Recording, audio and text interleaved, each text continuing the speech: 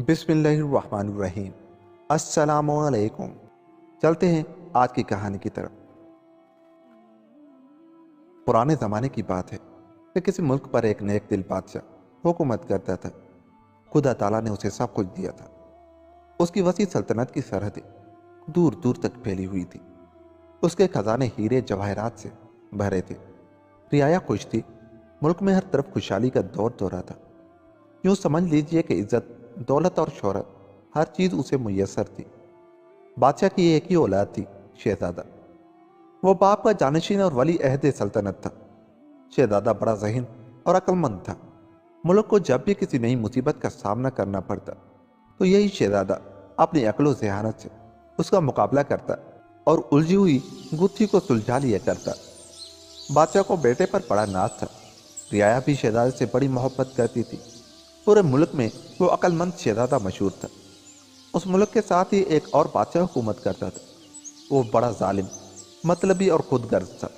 اس کی سلطنت تو بڑی تھی، لیکن وہ اپنی عادتوں کی وجہ سے شہرت اور عزت سے محروم تھا۔ وہ ہمسایہ ملک کی ترقی دیکھ کر دل ہی دل میں کڑتا اور چلتا رہتا تھا، اور ہر وقت یہی سوچتا رہتا تھا کہ کس طرح ہمسایہ ملک کے بادشاہ کو شکست ہو جائے۔ ایک بار اس نے اپنے ایک ایلچی کے ہاتھ بادشاہ کے پاس 4 سوال لکھ کر بھیجے اور کہا کہ ان 4 سوالوں کے فلاں روز تک صحیح جواب نہ دیے گئے تو میں سمجھوں گا کہ تمہارے ملک میں ایک بھی ذہین آدمی نہیں اور تم حکومت کرنے کے اہل نہیں ہو۔ تمہیں میرے ماتحت رہ کر کام کرنا ہوگا۔ بادشاہ کے 4 سوال یہ تھے۔ پہلا، بے وقوف بادشاہ کون ہوتا ہے؟ دوسرا، بے وقوف بادشاہ کے چاپلوس اور درباری کون ہوتے ہیں؟ تیسرا، اچھائی میں کیا برائی ہے اور برائی میں کیا اچھا ہوتا ہے؟ 4، بادشاہ کے دروازے کا کتا کون ہے؟ بڑے عجیب سوال تھے۔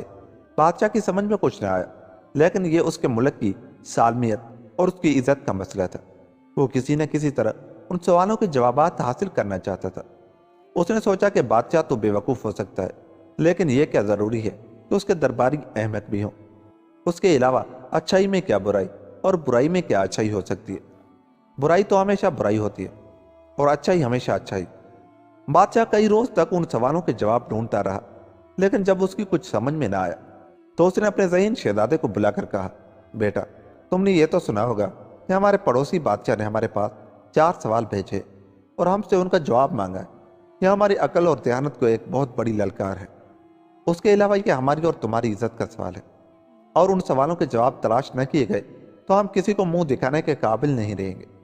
اس لیے جس طرح بھی ممکن ہو تمہیں ان سوالات کے جوابات تلاش کرنا چاہیے۔ شہزادے نے کچھ سوچ کر کہا، ابا حضور، آپ فکر نہ کریں، آپ کی عزت ہی ہماری عزت ہے۔ مجھے یقین ہے کہ میں ان سوالوں کے جوابات ضرور تلاش کر سکوں گا۔ آپ ہمسایہ ملک کے بادشاہ سے ان سوالوں کے جوابات کے لیے 2 سال کی مہلت مانگ لیجیے۔ بادشاہ نے پڑوسی ملک کے سوال کرنے والے بادشاہ سے 2 سال کی مہلت لے لی۔ پڑوسی بادشاہ نے یہ سوچ کر کے اس بادشاہ کے ملک کا کوئی بھی شخص 2 برس میں بھی ان سوالوں کے جواب صحیح طور پر نہیں دے سکے گا، یہ مہلت دے دی۔ آہستہ آہستہ 3 گزرے اور 6 ماہ گزر گئے۔ بادشاہ اور شہزادہ دونوں ہی ان سوالوں کو بھول گئے۔ ایک دن اچانک بادشاہ کو ان سوالوں کو خیال آیا اور اس نے شہزادے سے پوچھا، کیوں بیٹا، ان سوالوں کا ابھی تک تم نے کوئی حل نہیں ڈھونڈا؟ اب تو اس بات کو 6 مہینے ہو گئے ہیں۔ شہزادے نے جواب دیا، حضور، میں ملک کے کاموں میں اتنا پھنسا رہا کہ ایک لمحے کی بھی فرصت نہیں ملی۔ آپ مجھے چند روز کے لیے ملک سے باہر جانے کی اجازت دے دیجیے تاکہ میں گھوم پھر کر آزادی کے ساتھ ان سوالات پر غور کروں اور ان کا کوئی حل ڈھونڈ کر لا سکوں۔ بادشاہ نے بادل نخواستہ شہزادے کو اپنے ملک سے باہر جانے کی اجازت دے دی۔ شہزادے نے اسی روز ایک سوداگر کا بھیت بدلا اور ضروری سامان لے کر اسی بادشاہ کے ملک کی طرف چل دی جس نے یہ سوال لکھ کر بھیجے تھے۔ کئی دن اور کئی راتیں چلنے کے بعد جب شہزادہ اس بادشاہ کے ملک پہنچا تو شام ہو چکی تھی۔ شہزادے نے سوچا کہ اس ملک کے لوگ معلوم نہیں کیسے ہوں گے، اس لیے ایک اجنبی کا رات کے وقت شہر جانا مناسب نہیں ہے۔ یہ سوچ کر شہزادے نے شہر سے باہر ہی رات گزارنے کا ارادہ کیا اور نگاہ اٹھا کر ادھر ادھر جگہ تلاش کرنے لگا۔ قریب ہی ایک چھوٹا سا مکان تھا جس میں سے دھیمی دھیمی روشنی آ رہی تھی۔ شہزادے نے سوچا کہ آج کی رات اسی گھر میں بسر کرنی چاہیے۔ شہزادے نے اس کے مکان کے قریب پہنچ کر دروازہ کھٹکھٹایا۔ چند لمحوں کے بعد ایک عورت نے دروازہ کھولا اور بولی، آپ کون ہیں؟ مجھ سے کیا چاہتے ہیں؟ شہزادے نے نہایت نرمی سے کہا، میں تو ایک پردیسی سوداگر ہوں، گھومتا پھرتا آج ادھر نکل آیا ہوں۔ میں آپ کے گھر صرف ایک رات قیام کرنا چاہتا ہوں، کیا آپ مجھے اس کی اجازت دیں گی؟ عورت ایک لمحے کے لیے جھجکی۔ اس نے کہا لیکن میں تو… شہزادہ اس کی بات کاٹ کر بولا، میں آپ کو یقین دلاتا ہوں کہ میں برا آدمی نہیں ہوں، میں آپ کو کسی طرح کا بھی نقصان نہیں پہنچاؤں۔ عورت خوبصورت اور نوجوان تھی۔ وہ شہزادے کو گھر کے اندر لے گئی اور اسے کھانا کھلایا۔ اس کے بعد اس کے پاس آگ کی انگیٹھی رکھ دی اور اس کے آرام کے لیے بچھونا بچھا دیا۔ شہزادہ ساری رات بڑے آرام اور سکون سے سوئے۔ صبح اٹھ کر جب شہزادہ جانے لگا تو اس نے عورت سے کہا، آپ نے میری جو آؤ بھگت کی اس کے لیے میں آپ کا شکر گزار ہوں، لیکن آپ نے یہ تو بتایا ہی نہیں کہ آپ کون ہیں اور کیا کرتی ہیں۔ عورت بولی، اجنبی نوجوان، یہ تو تم نے دیکھ ہی لیا ہوگا کہ میں اس گھر میں اکیلی رہتی ہوں، میرا اس بڑی دنیا میں اپنا کوئی نہیں ہے، میں بادشاہ کے دربار کی ایک معمولی کنیز ہوں، صبح سے شام تک محنت کرنے پر جو کچھ مل جاتا ہے اسی سے اپنا پیٹ پال دی۔ عورت کی کہانی سن کر شہزادہ بہت متاثر ہوا۔ اس نے اسے کچھ اشرفیاں دینا چاہیں، لیکن عورت نے پختہ لہجے میں کہا، میں نے ایک معزز مہمان سمجھ کر آپ کو اپنے یہاں ٹھہرایا ہے، اور مہمان سے قیمت وصول کرنا میں سمجھتی ہوں کوئی بھی شخص گوارا نہیں کرے گا۔ شہزادے نے کنیز کا شکریہ ادا کیا اور آگے چل دیے۔ وہ کچھ ہی دور گیا ہوگا کہ اسے راستے میں ایک بوڑھا آدمی دکھائی دی۔ اس کا سر اور ہاتھ کانپ رہے تھے، اس کے بال بالکل سفید ہو چکے تھے، اس کے سارے جسم پر جھریاں پڑی تھیں اور کمزوری کی وجہ سے اس سے بیٹھا بھی نہیں جا رہا تھا۔ وہ سر جھکائے ہاتھ میں کٹورا لیے لوگوں کی طرف رحم طلب نگاہوں سے دیکھتا تھا، لیکن سبھی لوگ اس کی طرف نفرت سے دیکھ کر آگے نکل جاتے تھے۔ بوڑھے کی حالت بہت ہی خراب تھی۔ شہزادے نے بوڑھے کے پاس جا کر پوچھا، بابا آپ اس طرح بیٹھے ہوئے بھیک کیوں مانگ رہے ہیں؟ کیا تمہاری دیکھ بھال کرنے والا اور کھانا دینے والا کوئی نہیں ہے؟ شہزادے کی ہمدردی پا کر بوڑھے کی آنکھوں سے آنسو بہنے لگے۔ اس نے کہا، نہیں، میرے اس دنیا میں کوئی نہیں ہے، میری کہانی بڑی دردناک ہے، آپ بھی سنیں گے تو آپ بھی دکھی ہوں گے۔ شہزادہ بولا، بابا تمہیں کیا دکھ ہے؟ تمہاری یہ حالت کس نے کی ہے؟ بوڑھا روتے ہوئے بولا، میں نے 50 برس تک اس ملک کے بادشاہ کی محل کی چوکی داری کی ہے۔ جب تک مجھ میں طاقت تھی، ہمت تھی، بادشاہ مجھ سے مرضی کے مطابق کام لیتا رہا۔ میں نے بھی اپنی زندگی سے سب اچھے دنوں میں دن رات محنت کر کے اس کی خدمت کی۔ اس کا اشارہ پاتے ہی میں نے اس کا مشکل سے مشکل کام کر ڈالا، لیکن جب میں بوڑھا ہوا اور میرے بال سفید ہونے لگے تو اس نے مجھے دودھ کی مکھی کی طرح نکال پھینکا اور میری جگہ ایک دوسرا جوان آدمی رکھ دی۔ ایسا کرتے وقت اس نے ایک بار بھی نہیں سوچا کہ جس آدمی نے اس کی 50 برس تک خدمت کی ہے وہ اب بڑھاپے میں کہاں جائے گا۔ میں مجبور تھا، میں کیا کر سکتا تھا؟ وہ ٹھہرا ایک بادشاہ اور میں راستے کا بھکاری، اس بڑھاپے میں کوئی کام نہیں کر سکتا، اب تو بھیک مانگنے کے سوا کوئی راستہ نہیں ہے۔ شہزادے کو بوڑھے پر بڑا ترس آیا، وہ اسے چند اشرفیاں دے کر آگے بڑھ گئے۔ چلتے چلتے شہزادہ بادشاہ کے دربار پہنچے۔ وہاں بادشاہ بڑی شان سے اپنے درباریوں کے بیچ میں بیٹھا تھا۔ اس کے خوشامدی درباری اس کی خوب تعریفیں کر رہے تھے۔ شہزادہ دربار میں پہنچ کر ایک کونے میں بیٹھ گیا، لیکن بادشاہ اپنے درباریوں کی خوشامد اور چاپلوسی میں اتنا الجھا ہوا تھا کہ اسے ایک بار بھی نگاہ اوپر اٹھا کر شہزادے کو دیکھنے کی فرصت نہ ملی۔ شہزادہ شام تک دربار میں چپ چاپ بیٹھا یہ تماشا دیکھتا رہا۔ بادشاہ نے ایک بار بھی شہزادے کی طرف نہیں دیکھا تو وہ بہت دکھی سا ہو کر اور خاموشی کے ساتھ اٹھ کر دربار سے نکل گیا، لیکن اس نے ہمت نہ ہاری۔ دوسرے دن صبح وہ پھر بادشاہ کے دربار میں جا بیٹھا۔ اس نے دیکھا کہ بادشاہ کے درباری اسے اس کی سخاوت کی جھوٹی کہانیاں سنا کر خوش کر رہے ہیں۔ وہ اسے یہ بھی بتا رہے ہیں کہ ملک میں کوئی غریب اور دکھی نہیں ہے۔ کوئی درباری بادشاہ کی تعریف میں قصیدے پڑھ رہا ہے اور بادشاہ اس سے خوش ہو کر اسے مہنگا انعام دے رہا ہے۔ شہزادے نے بھی اسی ترکیب سے کام لینا مناسب سمجھا۔ اس نے بادشاہ کی تعریف میں ایک خوبصورت سا قصیدہ لکھا اور موقع پا کر بولا، حضور سلامت رہیں، میں بچپن سے ہی آپ کی دریا دلی اور سخاوت کی داستانیں سنتا آ رہا ہوں۔ میں آپ کے ملک میں جہاں بھی گیا ہوں میں نے یہی سنا کہ لوگوں کے دکھ سکھ کا خیال کرنے والا آپ سے بڑا بادشاہ اس دنیا میں دوسرا نہیں ہے۔ میرے دل میں بھی آپ کو دیکھنے کا شوق پیدا ہوا اور خدا تعالیٰ کا شکر ہے کہ آج میرا یہ شوق پورا ہوا۔ بادشاہ دل ہی دل میں بہت خوش ہوا۔ اس نے پوچھا، تم کون ہو اور کہاں سے آئے ہو؟ شہزادے نے بڑے ادب سے کہا، حضور میں ایک پردیسی ہوں، شاعری میرا پیشہ ہے، لیکن پچھلے دنوں میں جہاں بھی گیا مجھے کوئی ایسی چیز دیکھنے کو نہیں ملی جس پر میں کچھ شاعری کرتا۔ کل آپ کے ملک میں آیا اور آپ کی تعریف سن کر بہت خوش ہوا اور ایک خوبصورت نظم لکھی ہے، آپ فرمائیں تو ابھی عرض کروں۔ بادشاہ جو ایسی تعریفیں سننے کا عادی تھا خوشی سے پھولا نہ سمایا۔ اس نے کہا، ہم تم سے بہت خوش ہیں، تم ہمیں وہ نظم سناؤ جو تم نے کل لکھی ہے۔ شہزادے نے بڑی ہی دلکش آواز میں بادشاہ کی تعریف میں لکھا ہوا قصیدہ پڑھ کر سنا دیا۔ بادشاہ اسے سن کر بہت خوش ہوا اور شہزادے کو دربار میں رکھ لیا۔ تھوڑے ہی دنوں بعد شہزادہ دربار کا خاص شاعر بن گیا۔ اب شہزادے نے بادشاہ کی تعریف کرنا شروع کی۔ وہ وقت بے وقت بادشاہ کی تعریفوں کے پل باندھا کرتا۔ آہستہ آہستہ بادشاہ شہزادے سے اتنا مانوس ہوا کہ اس نے شہزادے کو اپنا وزیر بنا لیا اور اپنی لڑکی کی شادی اس سے کر دی۔ بادشاہ نے وزیر کے لیے ایک عالیشان محل بھی بنوا دیا جس میں شہزادہ اور اس کی بیوی بڑے آرام سے رہنے لگے۔ اس واقعے کے کچھ دنوں کے بعد بادشاہ کے لڑکے نے اس کے ساتھ شکار کھیلنے کی خواہش کا اظہار کیا۔ وزیر عقل مند شہزادہ فوراً تیار ہو گئے۔ دونوں نے شاہی استبل سے عمدہ گھوڑے دیے اور شکار کے لیے جنگل کی طرف چل دیے۔ چلتے چلتے وہ لوگ جنگل میں بہت دور نکل گئے لیکن ان کے ہاتھ کوئی بھی شکار نہیں لگا۔ آخرکار جب شام ہو گئی تو وہ مایوس ہو کر گھر واپس آنے لگے۔ وہ واپس لوٹ ہی رہے تھے کہ انہیں سامنے سے ایک چیتا آتا ہوا دکھائی دیا۔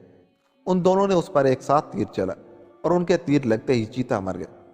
چیتا تو مر گیا لیکن ان کے لیے اسے گھر لے جانا بہت مشکل تھا کیونکہ وہ بہت بڑا تھا اور گھوڑے پر آسانی سے نہیں لادا جا سکتا تھا۔ وہ دونوں بہت دیر تک سوچتے رہے لیکن کوئی بھی تدبیر ان کے سمجھ میں نہ آئی۔ بڑی دیر بعد انہوں نے یہ فیصلہ کیا کہ چیتے کا سر کاٹ کر اپنے ساتھ لے جائیں اور اس کا دھڑ یہیں چھوڑ دیں۔ چیتے کا سر کاٹ دیا گیا اور وزیر نے اسے ایک کپڑے میں لپیٹ کر اپنے گھوڑے سے باندھا اور اس کے بعد وہ دونوں گھر کی طرف چلے۔ راستے میں شہزادی کے بھائی کا کوئی دوست رہتا تھا۔ جب وہ اس کے گھر کے آگے سے گزرے تو اس نے شہزادے کو رات بھر کے لیے وہیں ٹھہرنے کو کہا کیونکہ وہ بھی بہت تھک گیا تھا۔ اس نے وزیر سے کہا میں بہت تھک گیا ہوں اور رات بھی کافی ہو گئی ہے، میں آج یہی ٹھہروں گا اور کل شام تک محل میں واپس پہنچ جاؤں گا۔ شہزادہ وہیں ٹھہر گیا اور وزیر پریشان سا اپنے محل میں واپس پہنچا۔ اس کی بیوی بہت دیر سے اس کی راہ تک رہی تھی۔ اس نے شوہر سے پوچھا تم کہاں رہ گئے تھے؟ میرا تو فکر کے مارے دم نکلا جا رہا تھا۔ وزیر نے کہا یہ سب باتیں بعد میں کرنا، پہلے مجھے ایک پھاوڑا لا دو، اس وقت مجھے اس کی سخت ضرورت ہے۔ اس کی بیوی کی کچھ سمجھ میں نہ آیا۔ اس نے پوچھا اس وقت تم پھاوڑے کا کیا کرو گے اور تم اتنے پریشان اور گھبرائے ہوئے کیوں؟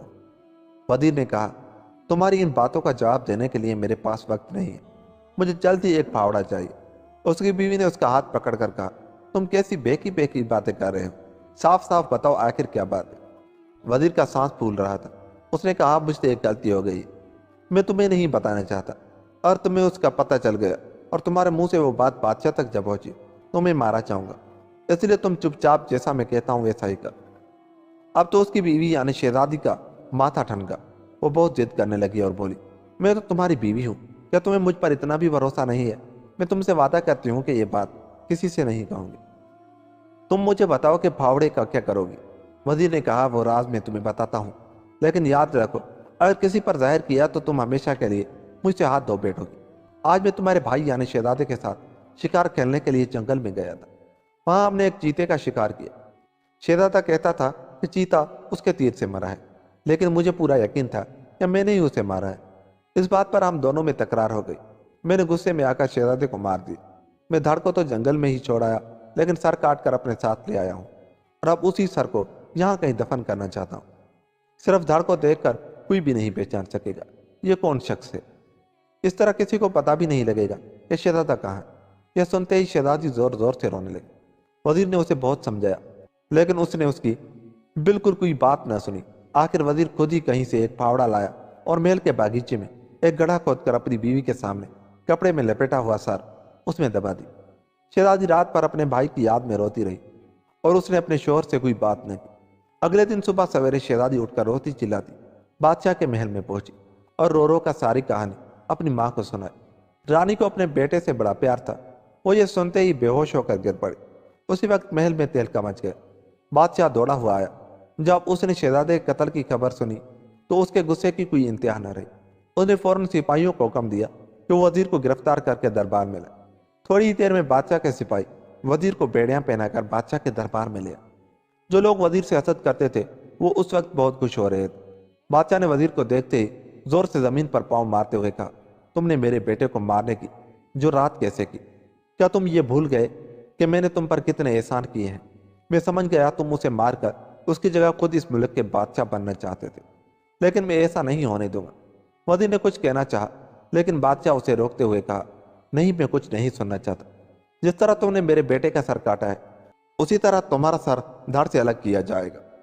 تمہارے سر کو اپنے محل کے دروازے پر لٹکاؤں گا تاکہ ملک کے سبھی لوگ دیکھ لیں کہ شاہی محل کے کسی آدمی کو ہاتھ لگانے کا کیا نتیجہ ہو سکتا ہے؟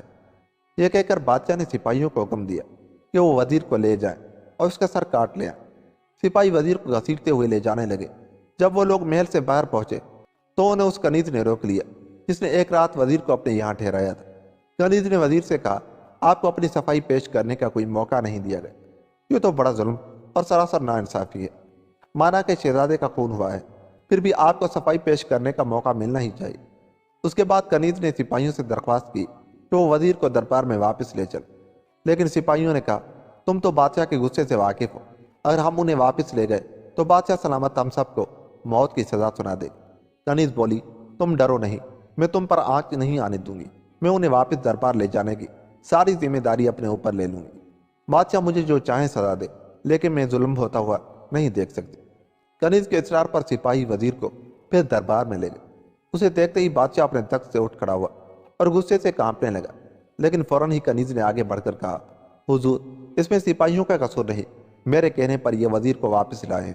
مجھے معلوم ہوا ہے کہ آپ نے وزیر کا بیان سنے بغیر انہیں موت کی سزا کا حکم سنا دیا ہے۔ مجرم کو سزا ضرور ملنی چاہیے، لیکن بغیر چھان بین کیے فیصلہ کرنے سے ناانصافی بھی ہو سکتی ہے۔ بادشاہ نے کہا، میں اسے صفائی کا کیا موقع دے سکتا ہوں؟ اس نے میرے بیٹے کا خون کیا ہے، اس لیے میں بھی اسے وہی سزا دے رہا ہوں۔ کنیز نے کہا، حضور مجھے معاف کریں، لیکن اتنا ضرور کہوں گی کہ انصاف تب ہوگا جب آپ اس معاملے کی تحقیق کریں گے۔ اگرچہ وزیر نے ولی عہد سلطنت کا خون کیا ہے، تب بھی آپ کو یہ دیکھنا ہوگا کہ ان کا قتل کیوں کر ہوا۔ آپ نے انہیں سب سے بڑی سزا دی ہے، لیکن انہیں اپنی صفائی پیش کرنے کا کوئی موقع نہیں دیا۔ اب تو بادشاہ کو سچ مچ اپنی غلطی کا احساس ہوا۔ اس نے فوراً سپاہیوں کو حکم دیا کہ وہ وزیر کے محل سے شہزادے کا سر نکالا۔ کچھ ہی دیر میں سپاہی کپڑے میں لپٹا ہوا ایک سر دربار میں لائے۔ بادشاہ نے رومال کھولنے کا حکم دیا۔ رومال کھولا گیا، لیکن یہ کیا، یہ تو ایک چیتے کا سر تھا۔ سب حیران اس کی طرف دیکھتے رہ گئے، کسی کے منہ سے ایک لفظ تک نہ نکلا۔ کنیز نے کہا، دیکھا حضور، اگر آپ یہ سر نہ دیکھتے تو آج اس ملک میں کتنا بڑا ظلم ہو جاتا۔ آپ انجام میں اپنے داماد سے ہاتھ دھو بیٹھتے۔ اس دوران میں ولی عہد سلطنت شہزادہ بھی اپنے دوست کے گھر سے لوٹ آیا۔ سب لوگ اسے دیکھ کر حیران رہ گئے۔ بادشاہ نے وزیر سے پوچھا، یہ سب کیا ہے؟ اس طرح جھوٹی افواہ پھیلانے سے تمہیں کیا ملا؟ وزیر عقل مند شہزادے نے جواب دیا، حضور آپ کو یاد ہوگا کہ تقریباً 2 سال پہلے آپ نے پڑوسی ملک کے بادشاہ سے چند سوالوں کے جواب پوچھے تھے۔ انہوں نے سوالوں کے جوابات دینے کے لیے 2 سال کی مہلت مانگی تھی۔ میں آج آپ کو ان سوالوں کے جواب ہی دینا چاہتا تھا۔ میں پڑوسی ملک کے بادشاہ کا بیٹا ہوں۔ آپ کو سوال تو یاد ہوں گے حضور۔ آپ نے یہ سنتے ہی کہ میں نے آپ کے بیٹے کو مار ڈالا ہے، میرے قتل کا حکم دے دیا۔ ایک بار بھی معاملے کی چھان بین کی کوشش نہیں کی۔ آپ نے مجھ سے یہ نہیں پوچھا کہ تم نے یہ قتل کیا بھی یا نہیں۔ آپ کے ملک میں انصافی نہیں ہے، اس لیے آپ کو بیوقوف بادشاہ کہا جا سکتا ہے۔ اس کے علاوہ جب آپ نے میرا سر کاٹنے کا حکم دیا تو آپ کے کسی درباری نے اس پر اعتراض نہیں کیا۔ وہ اپنے سامنے ظلم ہوتا دیکھتے رہے۔ یہی نہیں، وہ مجھ سے جلتے اور حسد کرتے تھے، اس لیے دل ہی دل میں خوش ہو رہے تھے۔ آپ پر اعتراض نہ کر کے وہ آپ کو ناانصافی کی طرف لے جا رہے تھے، لہذا وہ سب بیوقوف بادشاہ کے چاپلوس درباری ہیں۔ کل رات جب اس سر کو زمین میں گاڑ رہا تھا تو آپ کی بیٹی نے مجھ سے سب باتیں جاننے پر اصرار کیا۔ میں اسے کچھ بھی نہیں بتانا چاہتا تھا، لیکن اس نے وعدہ کیا کہ وہ کسی سے اس بات کا ذکر نہیں کرے گی، اور مجھ سے سارا راز اگلوا لیا۔ لیکن کیا وہ وعدے پر قائم رہی؟ صبح سویرے اس نے آپ تک یہ بات پہنچا دی۔ اس نے یہ نہیں سوچا کہ اس کا اس کے شوہر پر کیا اثر پڑے گا۔ دوسری طرف آپ کی یہ ادنا کنیز ہے جس سے یہ ظلم نہ دیکھا گیا، اور اپنی جان خطرے میں ڈال کر آپ کے فیصلے پر اعتراض کیا، مجھے قتل ہونے سے بچا لیا۔ اس لیے یہ کنیز برائی میں اچھائی ہے، اور آپ کی بیٹی میری بیوی ہونے کے باوجود اچھائی میں برائی ہے۔ بادشاہ کے دروازے کا وہ بوڑھا بھیکاری جو آج بھی راستے میں بیٹھا بھیک مانگ رہا ہے، جب تک وہ جوان اور طاقتور تھا تب تک آپ اس کا خیال رکھتے تھے، لیکن جب وہ بوڑھا ہو گیا تو آپ نے اسے دھتکار کر باہر نکال دیا۔ اب آپ کے چاروں سوالوں کے جوابات آپ کو مل گئے ہیں۔ میں انہی سوالوں کے جواب دینے کے لیے یہاں آیا تھا۔ اب میں اپنے ملک واپس جا رہا ہوں۔ آپ کی بیٹی کی اب مجھے ضرورت نہیں ہے۔ میں اس کنیز سے شادی کروں گا جس نے میری جان بچائی۔ اس کا یہ احسان میں ساری زندگی نہیں بھول سکتا۔ شہزادہ کہتا چلا گیا۔ شہزادی کی یہ ساری باتیں سن کر بادشاہ بہت شرمندہ ہوا اور منہ سے کچھ بھی نہ کہہ سکا۔ شہزادے نے کنیز سے شادی کر دی اور اسے لے کر اپنے ملک پہنچا، جہاں اس کا شاندار استقبال کیا گیا، اور یوں یہ کہانی ختم ہوئی۔ دوستو، اگر آپ کو ہماری یہ کہانی اچھی لگی تو جاتے ہوئے ہمارے چینل کو سبسکرائب کریں یا نہ کریں، آپ کی مرضی۔ ملتے ہیں کسی ایسی کہانی کے ساتھ، تب تک اپنا بہت سا خیال رکھیے گا۔ اللہ نگہبان۔